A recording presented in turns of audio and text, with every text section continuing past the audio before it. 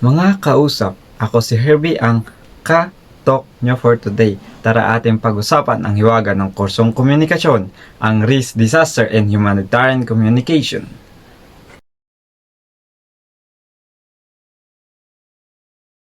Ang risk ay tumutukoy sa posibilidad ng pagkakaroon ng pinsala, pagkawala,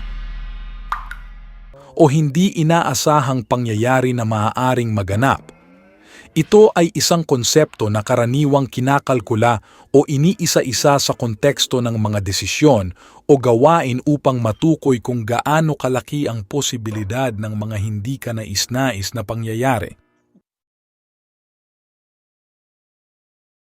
Ang disaster ay isang pangyayari o kaganapan na nagdudulot ng malaking pinsala, sakuna o kahirapan sa isang lugar o sa mga tao. Ito ay maaaring dulot ng mga likas na pangyayari tulad ng bagyo, lindol,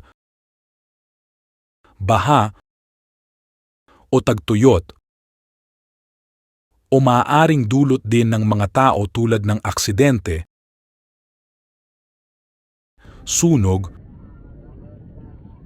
o digmaan. Ang mga disaster ay maaaring magresulta sa pagkasira ng ari-arian, pagkawala ng buhay, pagkasira ng ekonomiya, at iba pang epekto na maaaring tumagal ng maraming panahon bago mabawi ang normal na kalagayan ng isang lugar o komunidad. Sa susunod kong pagkatok, tayo ay magtotok. Kaya muli, ako si Herbie, ang iyong katok for this episode.